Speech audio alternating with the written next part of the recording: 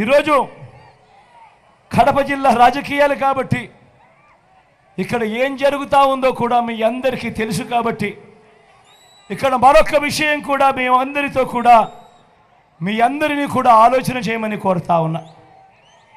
ఇవాళ మీ అందరికీ చెప్తా ఉన్నా, నేను ఎప్పుడూ అంటూ ఉంటా, కడప జిల్లాలో ఉన్నంత రాజకీయ చైతన్యం ఆంధ్ర రాష్ట్రంలో బహుశా అతి కొద్ది జిల్లాలకు మాత్రమే ఉంటుందని.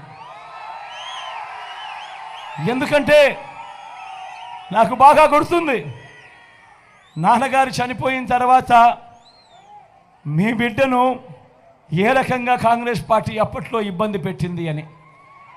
ఆ ఇబ్బంది పెట్టే సమయంలో మీ బిడ్డ ఇదే కడప గడ్డ మీద నుంచి ఇండిపెండెంట్గా అప్పటికప్పుడే వైఎస్ఆర్ కాంగ్రెస్ పార్టీ స్థాపించి ఇండిపెండెంట్గా సింబల్ కూడా రానప్పుడు కేవలం 14 రోజులు మాత్రమే ఆ సింబల్ మనకు వచ్చిన పరిస్థితులు ఉన్నప్పుడు ఇదే గడ్డ మీద మీ బిడ్డతో మీరు నిలబడి మీరిచ్చిన మెజారిటీ ఏకంగా 5,45,000 మెజారిటీ ఇచ్చారు.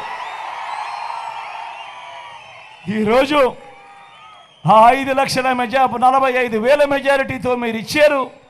ఆ ఇచ్చిన మీ మెజారిటీతో మీ బిడ్డ ఢిల్లీలో ప్రమాణ స్వీకారం చేస్తూ ఉంటే పార్లమెంట్ భవనంలో ఉన్న ప్రతి తలకాయ కూడా ఎవరి జగన్ అని చెప్పి చూశారు. ఆ రోజు అంతటి చైతన్యం ఉన్న జిల్లా నా కడప జిల్లా. ఇటువంటి కడప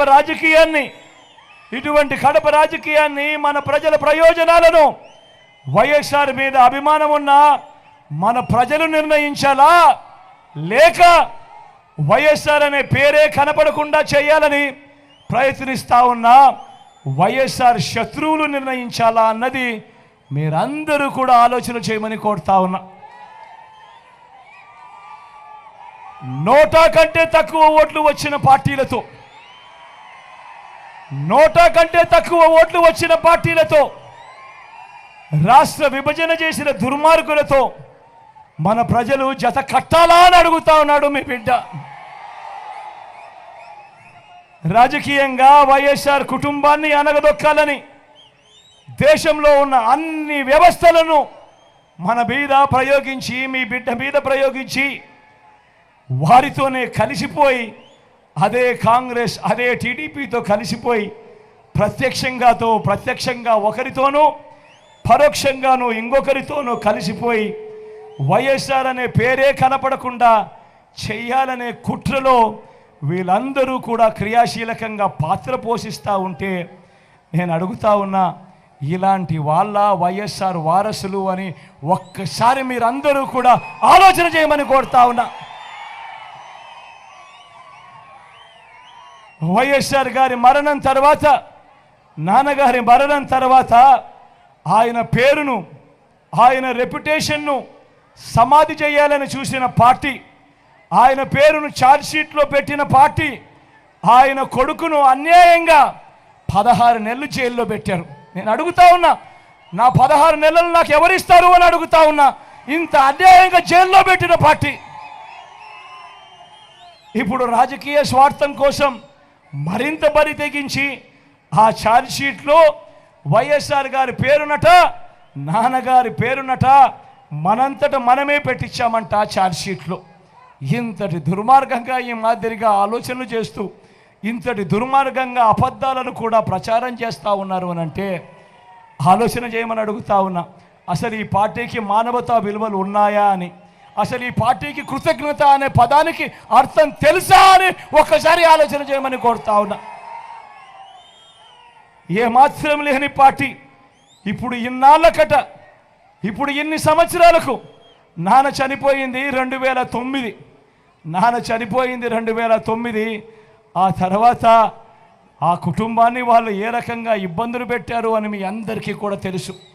ఈరోజు ఇన్ని సంవత్సరాల తర్వాత ఇప్పుడు నాన్న సమాధి దగ్గరికి వస్తారంట, ఏడుపుల పాయకు వస్తారంట, నాన్న సమాధి దగ్గరికి వస్తారట, చూడడానికి వస్తారట, ఢిల్లీ నుంచి వస్తారట. ఇన్ని సంవత్సరాల తర్వాత వస్తారట, ఎన్నికల వేళ వస్తారట. ఎన్నికల కోసం వస్తారట. ఆలోచన చేయమని అడుగుతా ఉన్నా. ఆ పార్టీకి ఆంధ్రప్రదేశ్ ప్రజలు వైఎస్ఆర్ గారి అభిమానులు ఏనాడో సమాధి కట్టారు. ఆ పార్టీకి ఆలోచన చేయమని అడుగుతా ఉన్నా. కాంగ్రెస్కు ఓటు వేస్తే ప్రతి ఓటు కూడా మనంతట మనమే వైఎస్ఆర్ గారి పేరు కనపడకుండా చేసే కుట్రకు మనంతట మనమే భాగస్థులం కామానే ఒక్కసారి ఆలోచన చేయమని మిమ్మల్ని అందరినీ కూడా కోరుతా ఉన్నా. కాంగ్రెస్ పార్టీకి ఓటు వేస్తే మన కళ్ళను మనమే పొడుచుకున్నట్టు కాదా అని అడుగుతా ఉన్నా. కాంగ్రెస్ పార్టీకి ఓటు వేస్తే ఆ ఓటు నేరుగా మన ఓట్లను చీల్చి టీడీపీని గెలిపించడం కాదా, ఎన్డీఏను గెలిపించడం కాదా అని అడుగుతా ఉన్నాడు మీ బిడ్డ. ఈరోజు ఆలోచన చేయమని అడుగుతా ఉన్నా. ప్రతి విషయంలోనూ కూడా ఈరోజు ఎందుకు వీళ్ళు మన రాష్ట్రానికి వచ్చారు, ఎందుకు ఎన్నికల వేళ వీళ్ళు మన రాష్ట్రానికి వచ్చారు అని ప్రతి ఒక్కరూ ఆలోచన చేయమని అడుగుతా ఉన్నా. చంద్రబాబును గెలిపించడం కోసం ఏ రకంగా కుట్రలు జరుగుతూ ఉన్నాయి అన్నది ప్రతి ఒక్కరూ కూడా ఆలోచన చేయమని అడుగుతా ఉన్నా. చంద్రబాబును గెలిపించడం కోసం, మన ఓట్లను చీల్చడం కోసం ఈరోజు కాంగ్రెస్ పార్టీ ఆంధ్ర రాష్ట్రంలో రంగప్రవేశం చేసింది అని అంటే చంద్రబాబు రాజకీయాలు ఎలా ఉన్నాయని ఒక్కసారి గమనించమని అడుగుతా ఉన్నా. ఇదే చంద్రబాబు మనిషి రేవంత్ రెడ్డి. ఇదే రేవంత్ రెడ్డి కాంగ్రెస్ పార్టీకి సంబంధించిన ముఖ్యమంత్రి తెలంగాణ. ఒకవైపున పట్టపగలు బీజేపీతో కాపురం చేస్తాడు, రాత్రిపూట కాంగ్రెస్తో కాపురం చేస్తాడు ఈ పెద్ద మనిషి చంద్రబాబు.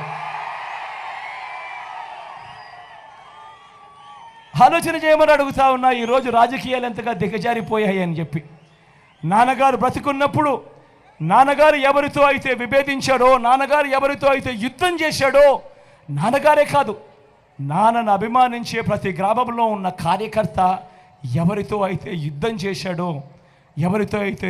చేశారో ఇవాళ వైఎస్ఆర్ వారసులను చెప్పుకుంటున్న వాళ్ళు ఇవాళ అదే ఈనాడుతోనూ, అదే ఆంధ్రజ్యోతి రాధాకృష్ణతోనూ, అదే చంద్రబాబుతోనూ ఈరోజు చెత్తా పట్టాలు వేసుకొని ఈరోజు వాళ్ళను గెలిపించడం కోసం మన ఓట్లను విడగొట్టాలని చెప్పి ప్రయత్నం చేస్తూ ఉన్నారంటే ఇంతకన్నా హేయమైన రాజకీయాలు రాష్ట్ర చరిత్రలో ఎప్పుడైనా ఉంటాయా అన్నది ఆలోచన చేయమని అడుగుతా ఉన్నా. అదేవిధంగా ఇంకొక విషయం కూడా చెప్తా ఉన్నా. ఈరోజు నా పక్కన అవినాష్ ఉన్నాడు.